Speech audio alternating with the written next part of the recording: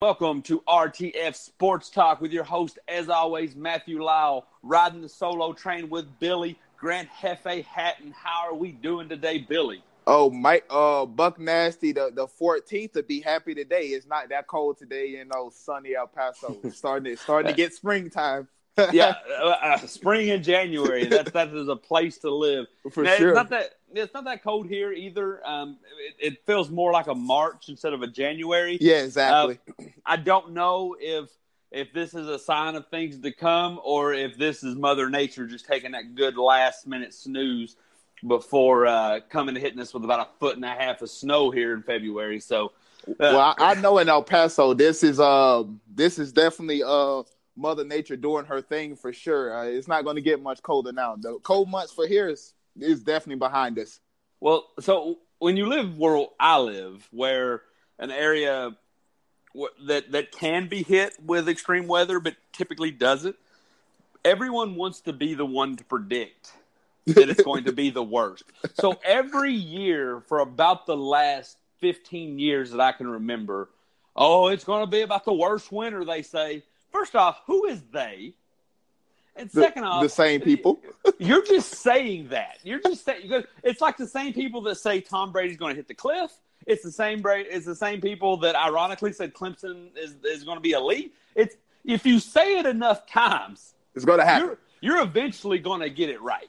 So don't. And then when we're sitting in a foot of snow, I told you. No, Bill, you told me every year. You told me 2 years ago, and it was 65 all winter. You didn't tell me nothing.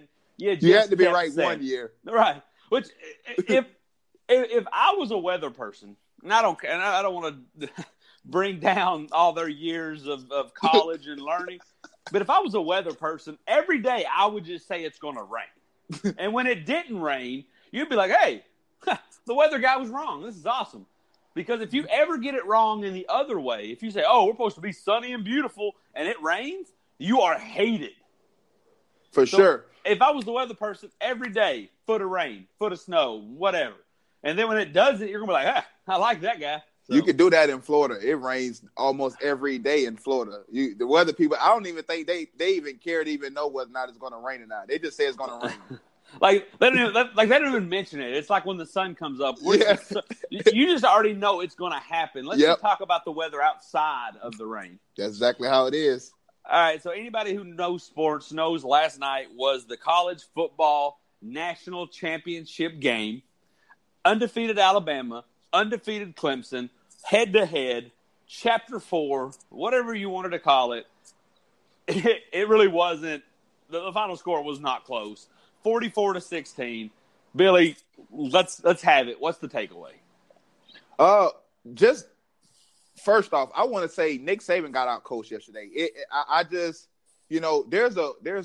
There's few times where I've seen Nick Saban just get out coached. And they say this is his worst loss since Steve Spurrier back in 2001, and I don't think Steve Spurrier even out coached him back then. This game right here.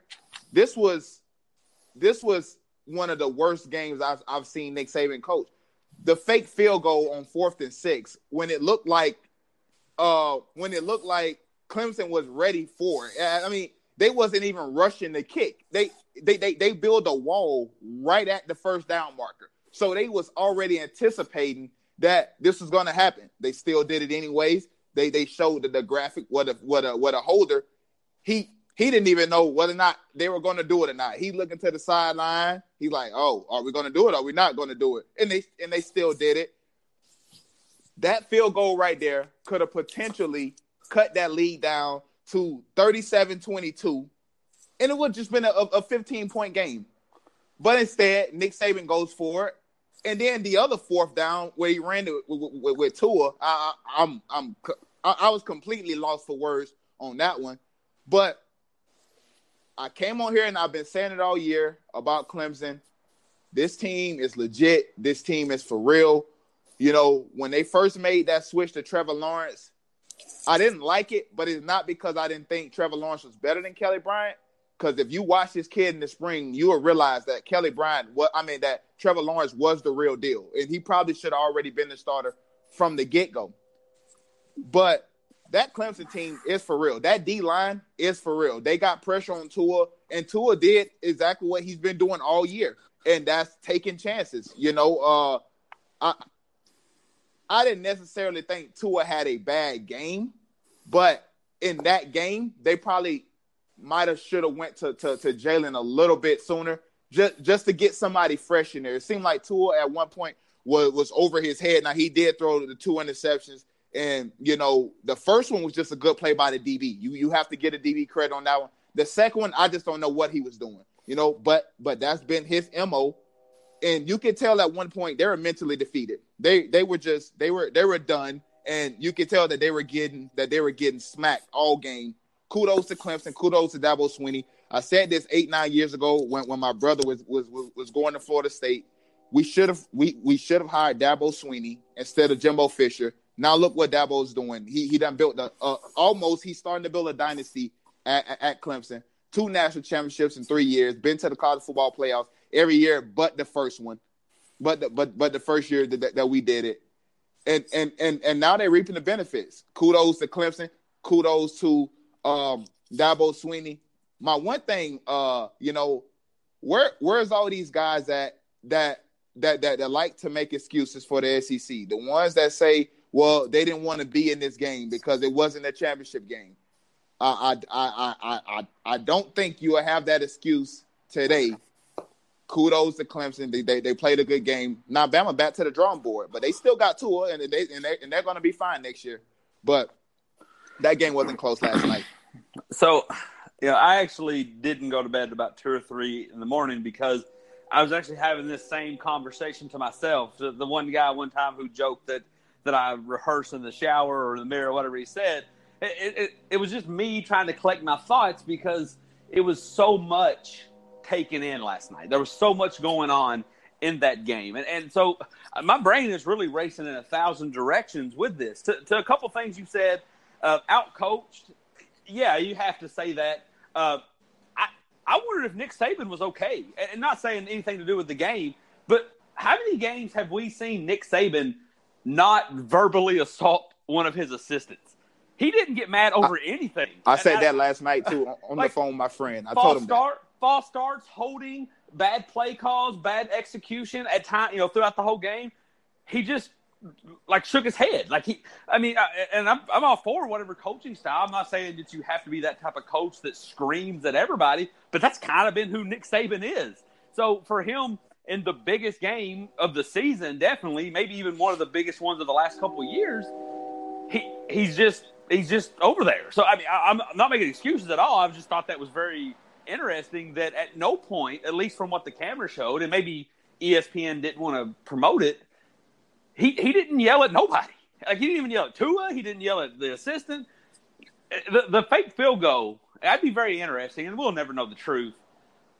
And it could just be out of context. That was a hideous play call, like you said. First off, on field goal return, you typically have a bunch of big men and you have D linemen and linebackers. So your lead blocker is a kicker. So how do you think that's going to work out? And as soon as the failed field goal didn't work, the camera went to Nick Saban, and all I see is a PO'd, whatever the ticked off Nick Saban with his arms crossed, and 2 coaches look like they're trying to explain themselves to him. It looked like 2 kids trying to. So, and once again, I don't want anybody hearing this thinking, oh, he's making excuses for Nick Saban because he got flat out coached. But it almost looked like he didn't know that was going to be a thing. And then the offensive coordinator and the special teams coach was like, well, we saw this on film. And he's like, I don't want to hear it. It almost looked like he didn't know that was coming. That's exactly how it looked. And then the other 2 coordinators are trying to explain themselves on why they're doing it. Once again, back to my earlier point. I feel like Nick Saban, even 2 weeks ago, would have been screaming, throwing his headset, kicking up dust. Because at that point, like you said, it wasn't completely over. There's no reason for him to be giving up. They was only down 3 touchdowns at that point. Right. So for him to not go off, I was just very intrigued by this whole thing. Now, obviously, I wasn't on the sideline, so he may have went off the whole time, and that may have been his idea, and he may have just been mad at himself, and who knows? But the perception was he didn't call that play, and the person who did was trying to save their job by telling Nick Saban why they called it. Talking about excuses, I will not make any excuses at all because me and you talked about this on your show, Unpopular Opinion, about Georgia losing. And I'm like, hey, I get it, but you accepted the bid. You decided to play in the game, be there. I felt like it was like we talked yesterday. Nick Saban said, for the most part, in my opinion, Alabama and Nick Saban, for the most part, said, we're better than Clemson. We're better than everything. It took a heck of a drive by Deshaun Watson for them to beat us 2 years ago. We're better than them, and we're going to go show it. Clemson said, hey, they're probably better than us. We got to play with a chip on our shoulder. And Clemson outplayed. It just showed you that you can't, like in today's rules, in today's climate, you can't just sit back and be one-dimensional. And I'm not on the field, but I felt like Alabama didn't make any adjustments. They said, this is our game plan, and we're going to play this no matter what. And Clemson said, we're going to take whatever you give us, and we're prepared. And that's once again, I think Clemson's you got to say they're the greatest team in the country by far now. But I just felt like Clemson was like, we want this, we want to make this happen. Dabo Swinney said we're going to have prepared, and it looked like Nick Saban said we're just going to do what we always do. And guess what? It didn't work. So a point that I want your opinion on. This is what I kept thinking about last night. At first, I was like, I don't think I can blame the defense. They give up 44 points or 38 because you want to take away the pick six. They give up almost 40 points as a unit, but I don't feel like they did. Like the time of possession was way down for Clemson. The Clemson barely had any rushing yards until that final drive. I felt like the Alabama's defense played okay, and I felt like Tua played decent. I don't think he made bad throws. I think he made two bad reads. I think on the one, he didn't think the guy was going to be in man, or he thought he was going to be on another guy, and it looked like he just misread his quarterback, and great play by the secondary on Clemson. If you made a list of how I'm going to beat Bama, you would probably say, I need to develop my run game. I need to control the clock.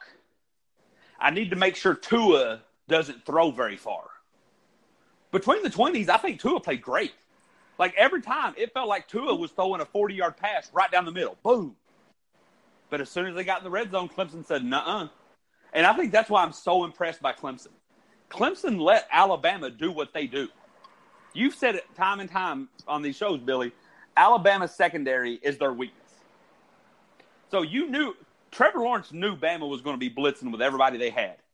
And a lot of times, he made a really good throw-it-up play. And Justin Ross made a great grab on at least three times. So I think they said, okay, you're going to blitz us? That's fine. We'll beat you at your own game. You're going to throw like a madman between the 20s? We're not going to get discouraged because we're going to stop you on the goal line.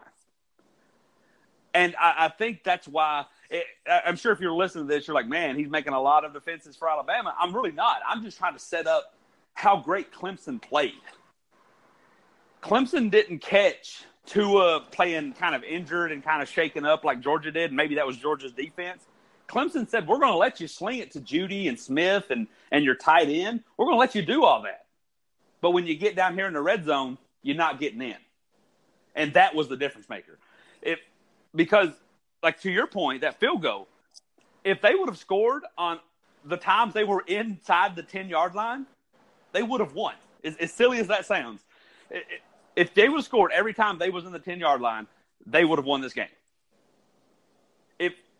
If you didn't see the score and you were outside, you were like, say you were just doing chores at the house, Billy, and you just came in every 10, 15 minutes, you would have swore Bama was dominating that game.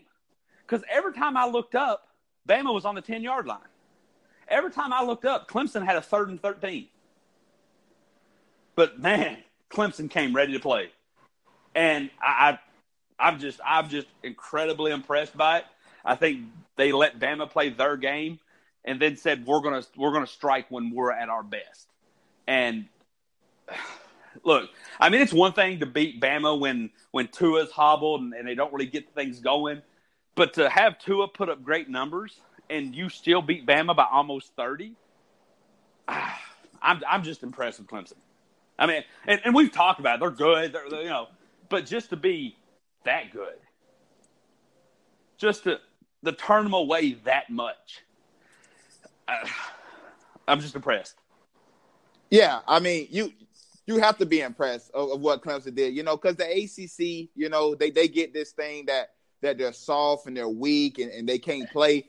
But what people have to realize now is recruiting is so different now that Clemson is recruiting guys that Alabama recruit. They're recruiting right in the South. When they show the graphic of the starting line, the starters, and they showing guys from Georgia, and they showing guys from Florida, and they showing guys from South Carolina. These are the same guys, And to your point, and I said it, Tua didn't play bad. He had a good game, but Clemson defense came ready. To your point, they didn't get discouraged because they were moving the ball. They were moving the ball, and Alabama could have been in prime position to make this a game. I was sitting on the phone with my friend, and we watched the whole game, and I was saying a lot of the stuff that you were saying. If you look at Nick Saban, he's not going off on anybody. I told my friend that I was like, just a few years ago, he was ripping Lane a new one, and they were winning. They were winning, and him and Lane Kiffin got into it on the sideline. Well, I shouldn't say they got into it. I should just say Nick Saban was doing a whole lot of talking. Lane was doing a whole lot of listening. And right, yeah. You didn't see that from Nick last night, and I said that as well. And on that field goal, when they were down 21, right? They go for the fake field goal. They don't get it. Now Clemson got the momentum.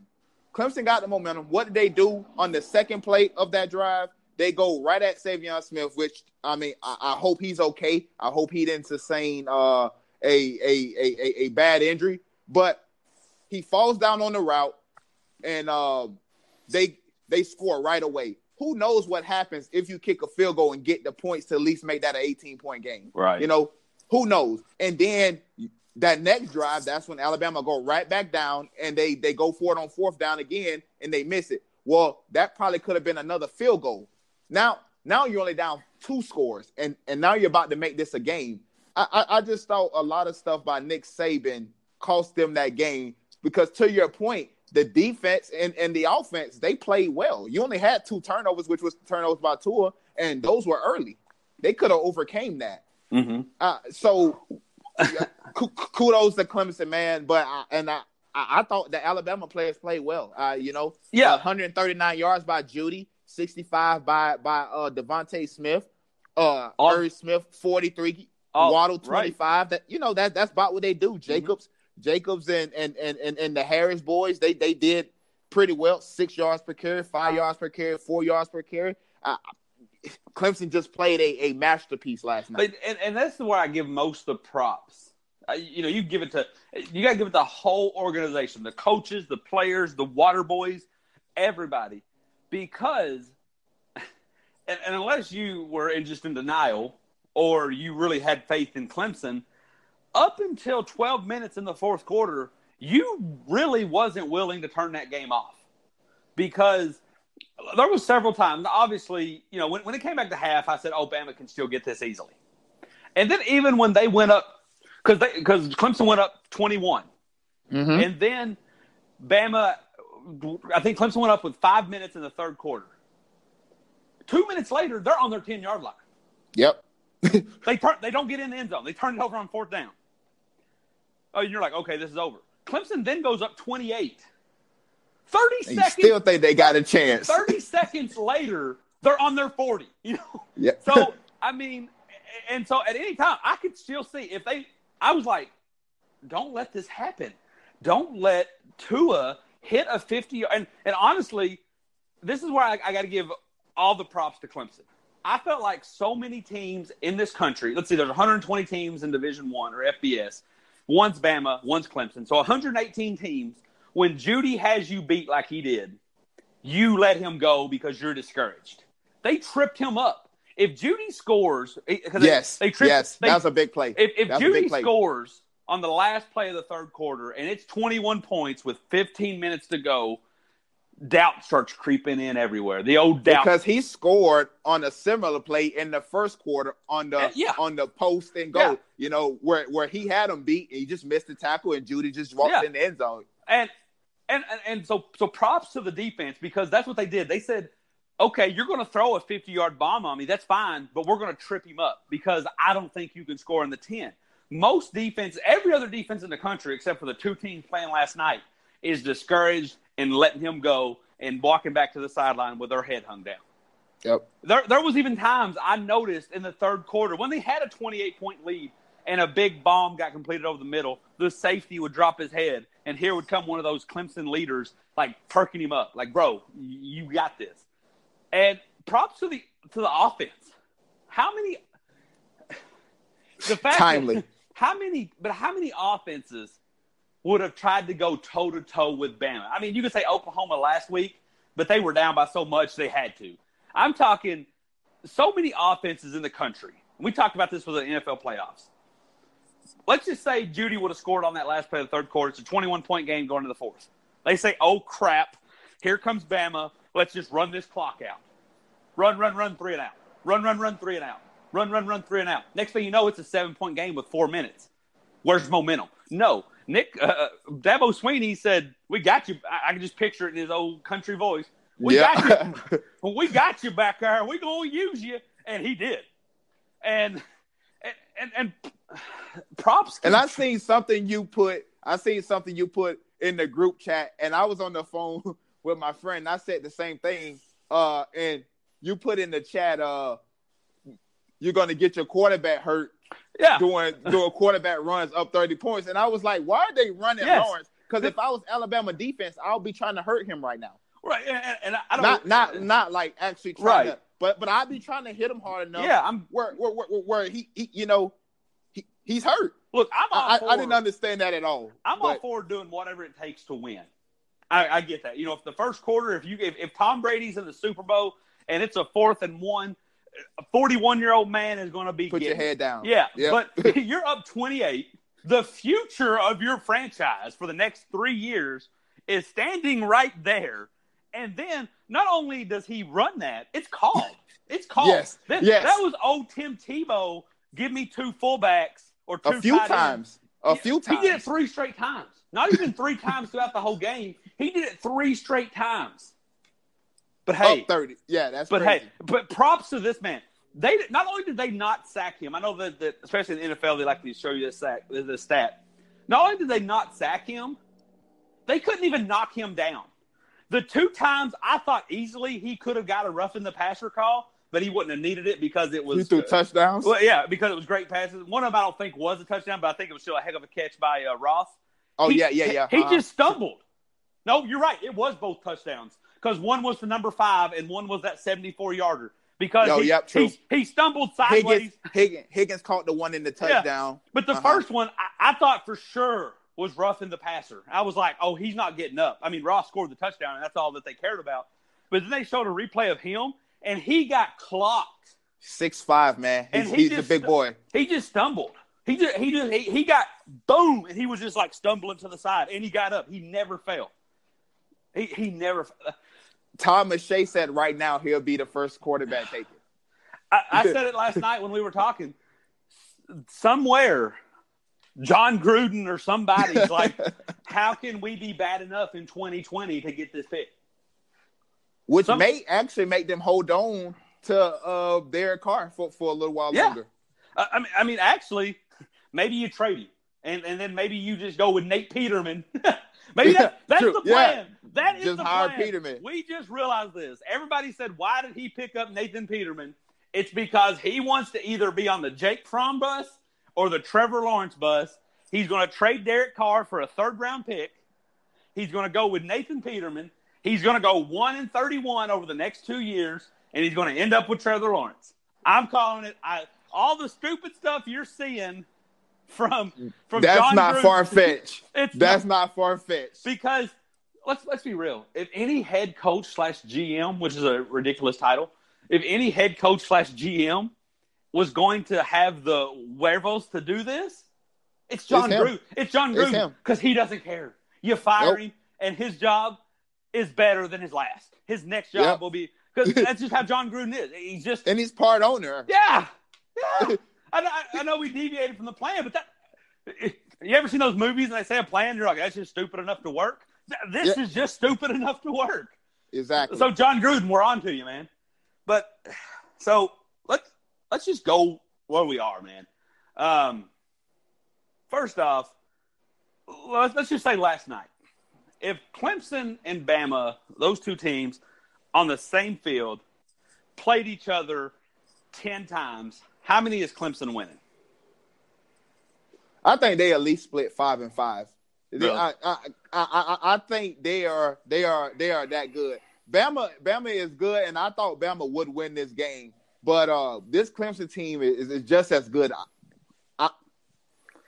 I think they're two evenly matched teams. You know, I would almost go 7-3 Clemson because the fact if there was times we've seen teams beat Bama before, or we've seen teams beat other dominant teams before, and you're like, man, a lot of things went your way, and you caught them on a bad night. That's true. I felt like even if now, obviously, I stated earlier that if Bama would have scored on every one of those red zone drives, they would have won. That's just assuming Clemson doesn't score anymore. And so maybe that's how they catch them off guard. But I think Clemson was ready to go 50-50. It showed you we talked yesterday, and I said, I think Clemson's going to try – both teams are going to try to take a long time to score in the first quarter to fill each other out. No, Clemson stepped on the field. Yeah, you said scratch that. Yeah, scratch that. I mean, now, obviously, Tua did the same thing, but once you throw – but Tua, you could also see Tua was going dinking and dunking, and then he threw a pick six, and then he came back and he said, nah, screw that. I got this. Mm-hmm. And he chucked it. That was great. But then after that play, it was like Nick Saban said, all right, Trevor, we're ready. And Trevor Lawrence did not back down. So I think Bama would get some. It might even be 6-4. But, I mean, the shellacking that you saw last night has to tip it. And that was without Dexter Lawrence. Yeah, imagine. Right. All right. So that defensive line held up stout on the goal line a few times where I haven't seen anybody hold Bama on the 1 yard line. I mean, and was actually pushing them back. I just haven't seen that. That defense, Brent Venables, I said last night, this guy could probably be a head coach at probably any program in the country, but his loyalty to Dabo Swinney is what's keeping him there. And that defense is nasty. It is. And I'll be honest with you. You know, you mentioned it, and Mike mentioned it last night about they should have made the change to Hurts. I don't think so. And the reason that is because the Georgia game was different because I think Georgia outthought themselves. But this team, we talked about this yesterday, really, Alabama has a great defense, but due to their secondary is not the strongest and that Tua scores 50 points a game, the defense has given up numbers. Do they not just develop DBs over there? They always have that one DB that's outstanding, but he normally plays safety. He's normally never the corner, you know. And they have some big name corners, but these guys can't cover ever. Well, and let's talk about. I don't know why we've talked about this in every aspect but Bama. Like we all kind of just never really included it. Not that we forgot about it, we just never included it. Bama, welcome to the new football. Welcome to the rule where you're going to have a guy slinging it, where your guys can't. And we saw glimpses of it at the Oklahoma game. They came flying in and hit them, and it cost them. And so you got to come in when you can't get pressure. And if you get to him late, you can no longer send a message because sending a message in that game would have been an easy first down. So your hands are a little tied. And when the offense isn't punching it in, your defense doesn't get to enjoy desperate plays. At no time last night that I feel like Clemson did anything out of desperation. I felt Clemson. Obviously, Dabo Swinney and that offense never wanted to punt, but Clemson. I felt like the defense was begging for the offense to punt. Let me prove this again. They took it on as a challenge, and you said something there in desperate. I said that last night. I say they are playing desperate. That's a desperate play call. I don't get it. I don't know. Clemson. Listen, these boys is going to be for real. They got Trevor Lawrence for the next at least 2 years. This is going to be, and they had the number one recruiting class in the ACC again this year. So I don't know what that say about my nose. So let's talk about that for a second. Let's go. We talked about this a couple days ago.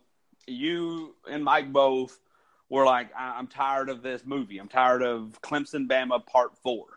After seeing what you've seen last night, which wasn't close, so there's no reason to be excited over a close game. But I think of seeing, because realistically, Bama's just been better than Clemson. Even the year Clemson beat them, you have to put like 80% of that on Deshaun Watson just being great. Last night was an entire team effort. Yeah, everybody was doing their part. Are you any less or more excited to see Clemson Bama Part 5? Yeah, I think I'm a little bit more excited now that I know what Clemson has on the big stage. Although I knew that they could play with any team in the country, I had no doubts about that. I just didn't know whether Trevor Lawrence was ready to go on the big stage. I thought he would play well, but I thought he would make a mistake late, and that's how I thought Bama would win this game. But I mean, this kid, he showed no sign of fear. I mean, just relentless every time, standing in the pocket. I'm just going to stand here and blitz. Come on, send him off the edge. I'm just going to throw it right where you left from. Yeah, send that blitz off the up the middle. I'm just going to dump it off right over here. Timely plays, on that one where Savion Smith got hurt, he actually was getting blitzed, threw that off his back foot, and threw it on the money. So, I mean, I'm excited to see what next year brings us, because we know Bama obviously got the number one recruiting class, and we know Nick Saban is going to have that team ready to go next year, and he's going to have a sour taste in his mouth. Interesting fact, though, Lee Corso before the game, he picked Clemson, and he said he picked Clemson because Alabama has never won, in Nick Saban's tenure, hasn't won back-to-back championships. So that's a pretty interesting fact. So he's basically winning one every other year. So look out in this 2019-2020 season. Nick Saban is probably going to win his sixth championship. So I love Lee Corso, but dude, you're wrong. 2011 they beat LSU. 2012 they beat Notre Dame. Sorry, Lee Corso, you missed it. But I'm sorry. But I mean, to your point, what I will take from that point that Lee Corso made is they're there every year. You're going to get complacent. You're going to get caught off guard. You're going to get out-coached, because we talked yesterday, there's always something to be said about the human nature. There's always something to be said about hunger. There's always said about being ready to go, about being doubted. Dabo Swinney said something last night. He's like, we're just little old Clemson. We ain't even supposed to be here.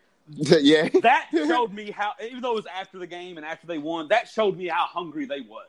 Because Bama can't say that.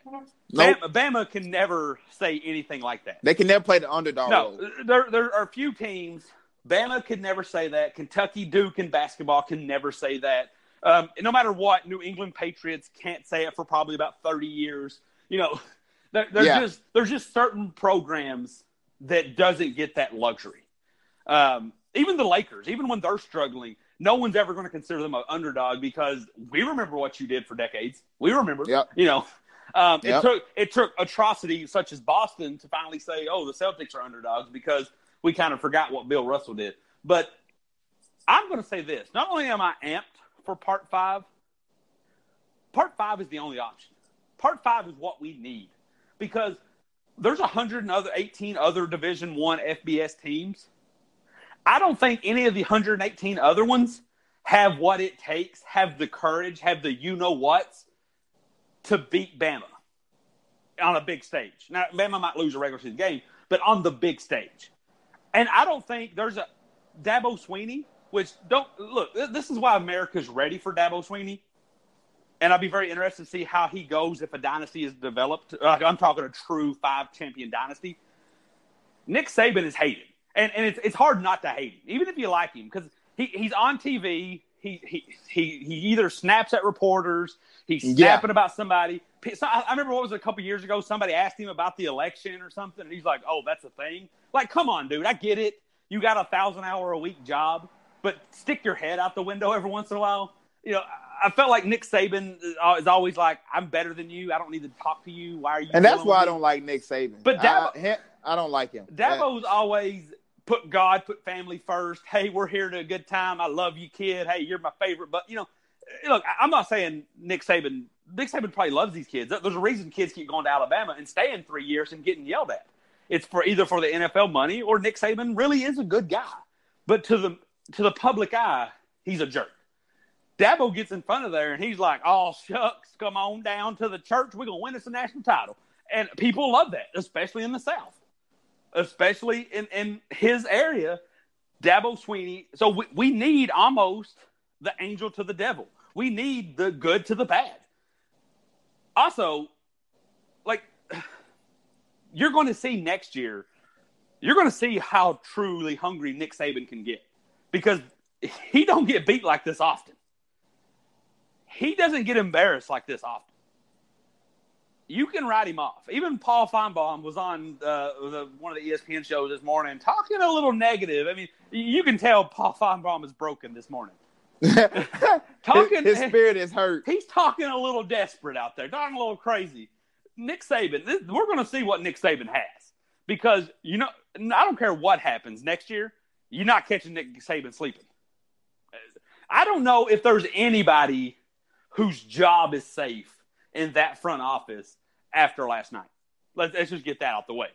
If you were a water boy and you look at that film, because you know Nick Saban's going to watch this game about 800 times. If Nick Saban says, "You know what, my D lineman's looking a little tired on the 10th play of the game," that water boy's fired. You know, I mean, he's going to be hungry. And let me see if you let me give you a situation and see if you can notice the similarities. Last year's national championship, 2017, 2018, whatever you want to look at it, that national championship. What was the big takeaway? True freshman dominating with a true freshman quarterback, true freshman receiver dominating. Yep. Next 3 years, Bama's going to win it. Freshman Tua, freshman Smith, going to win it. What happened this year? Freshman quarterback, freshman receiver, going to win it. This is a tale. This is a fiddle. This is a song that's going to go back and forth. I'm calling it today. Not only are you going to get Clemson Bama Part 5, you're getting Clemson Bama Part 6. Because I don't think Jalen Hurts is leaving. I think he's got too much respect for that program and respect for each other. I don't think he's leaving. I actually think Tua is going to be injured quite a bit next year. Tua next year is going to be 50-yard touchdown pass, 15-yard sack. Then Part 6, senior Tua, junior Trevor Lawrence. Watch out. Because if you look at how they recruit, it just fits to be a great game. And you don't think Tua leaves after? I don't think so. Because I think Tua leaves after his junior season. I don't think so, because what's going to happen is, and the NFL does this, the NFL is going to do this with every position because the NFL doesn't want to spend money. They're going to pick Tua apart. And then what's going to happen? Guys like Trevor Lawrence. I mean, this time last year, you're talking, oh, this guy's going to be an NFL star. Who else do you got to go against? Jake Fromm? He can do that. Well, Trevor Lawrence came out of nowhere. What's Justin Fields going to do? What's the next guy going to do? You know, I just think there's going to be things. And I just think he has flaws that Bama covers up a lot. But over the last couple of games, we've really started to see. And I think one more season, you're going to see even more. I just truly think he comes back for a senior season. And the way they recruit and the way they specialize, both teams, you're going to have Bama with they're going to have 5 studly running backs. They're going to have NFL linebackers out the wazoo. And then, Clemson's going to have the best receivers. Clemson's going to have the best D-line. So I'm just excited for what the next 2 years holds. Now, obviously, you start getting into that. Nick Saban will be hitting 70. I guess it depends on how those next 2 years unfold. But I think we're destined for Clemson, Bama 5-6. I just think that's going to happen, and I'm excited about it. I mean, if you're a fan of Ohio State, if you're a fan of Michigan, you're gonna fight me that all along the way. But just watch. I mean, that's all I'm gonna say. Any thoughts on that before I ask the next question? No, you can go ahead. All right. One thing that keeps jumping out my mind is I've watched college football. Your program, there's no true way to handle incoming freshman quarterbacks because Nick Saban defied all odds, benched a proven winner last year in Hurts, went with a freshman Tua, and it paid off greatly. This year, Kelly Bryant was all right. Got you to playoffs last year. 4 games in, Trevor Lawrence. Georgia said, we're going to ride with Jake Fromm, don't matter what, even though we got Justin Fields. Justin Fields says, all right, deuces. Quarterback's the only really position that you can't play multiple of easily. I mean, you can play 2, but it's going to get risky, kind of like Chris Leak and Tim Tebow. Yeah. What do you see this happening? Do you see other programs getting desperate and say, hey, I think my freshman's better than my senior, so I'm going freshman because I can't risk losing him? Do you think they say, I'm going to ride with this veteran? Obviously, I think teams like Alabama, Clemson, they really can't go wrong. But what about the other teams? What about Michigan? What about Ohio State? What about Florida State? What do you think their mindset moving forward is? I think sometimes these teams they try to have loyalty to the guy that was there. Instead, although just like Dabo Swinney said last night, Trevor Lawrence was better. He said it. And that's no disrespect to Kelly Bryant, but Lawrence was better.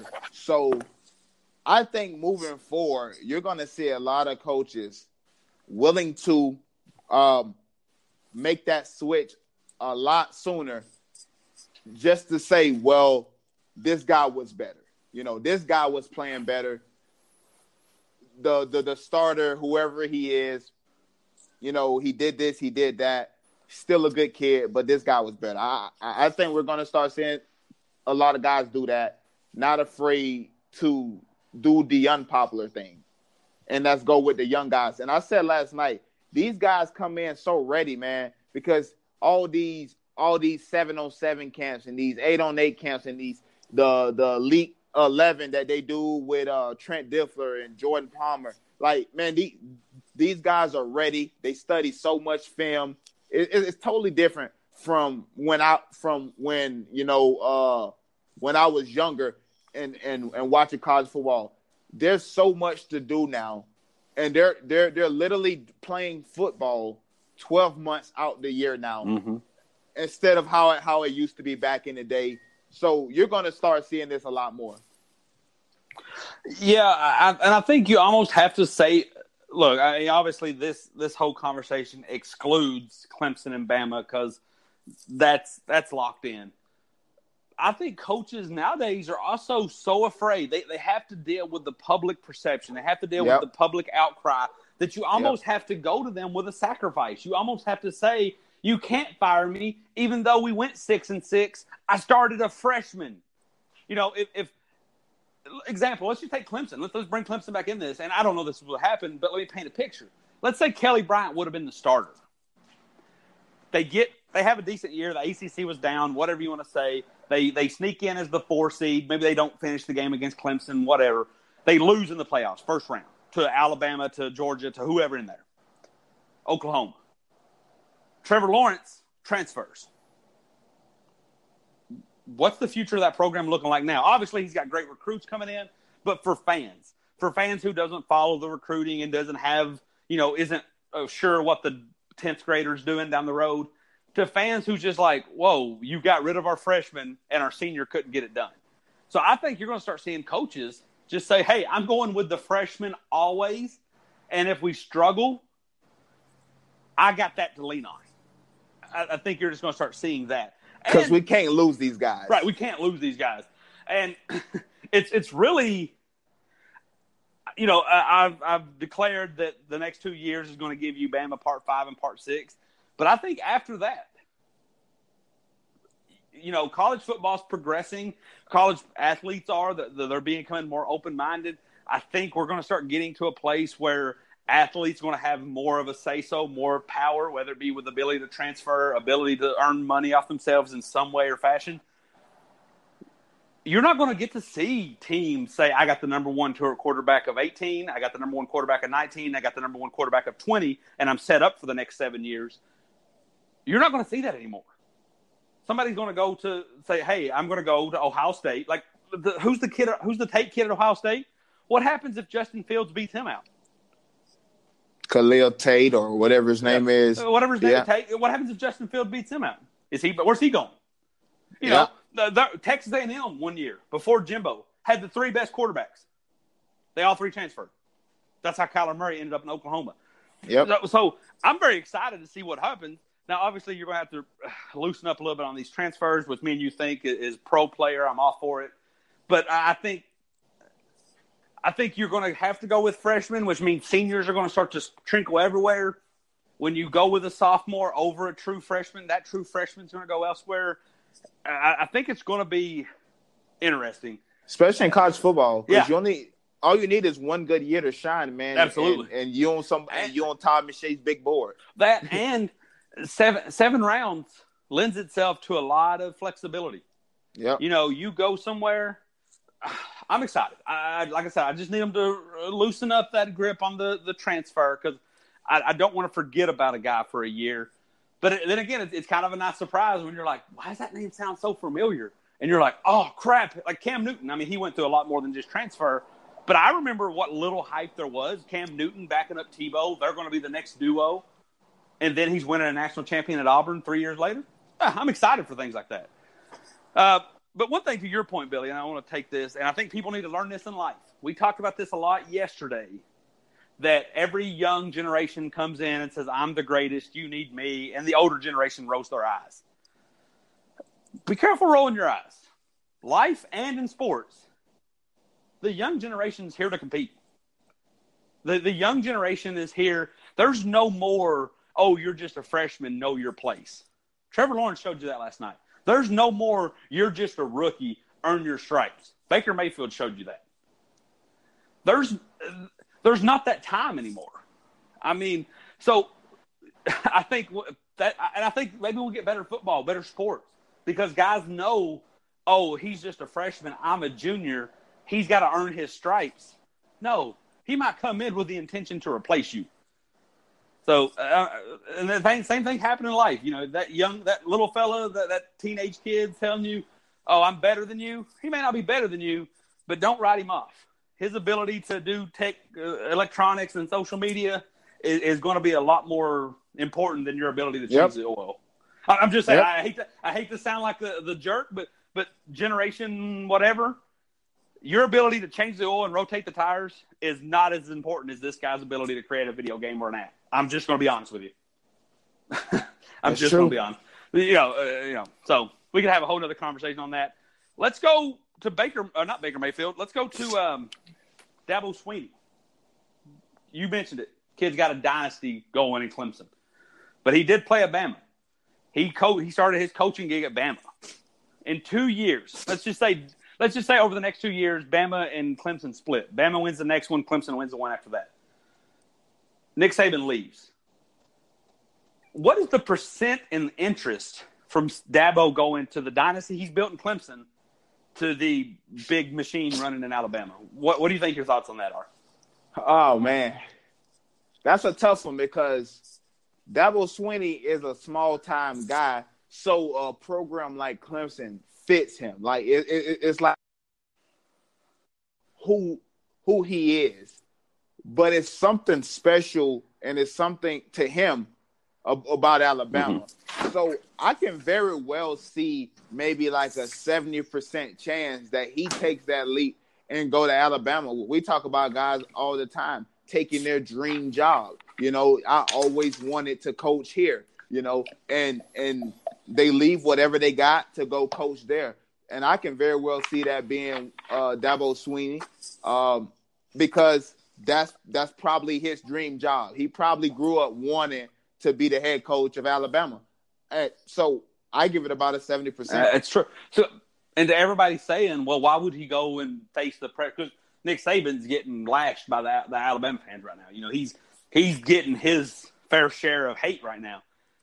People's like, why would Dabo want that? Well, let me ask you this, Billy. How far is Clemson from them having the unruly fans? When Dabo in 2 or 3 years doesn't get it done in a national championship game, how close is Clemson to being the evil empire that we hate Bama?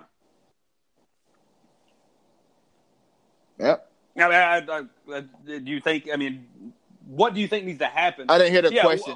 Sorry. How far do you think Bama or Clemson is from being that evil empire to being the guys that when they're in the national championship, they're catching the hate and the flack off social media? Like, I think they would have to win at least one more. I think and they would probably have to be.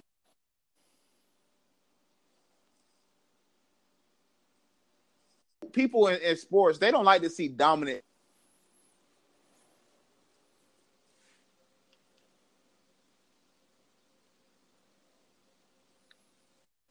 Good wins again. Say wins again. That'll be.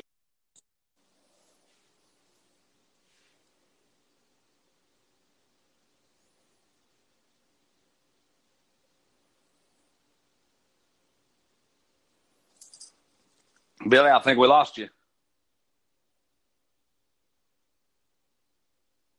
Billy, you there?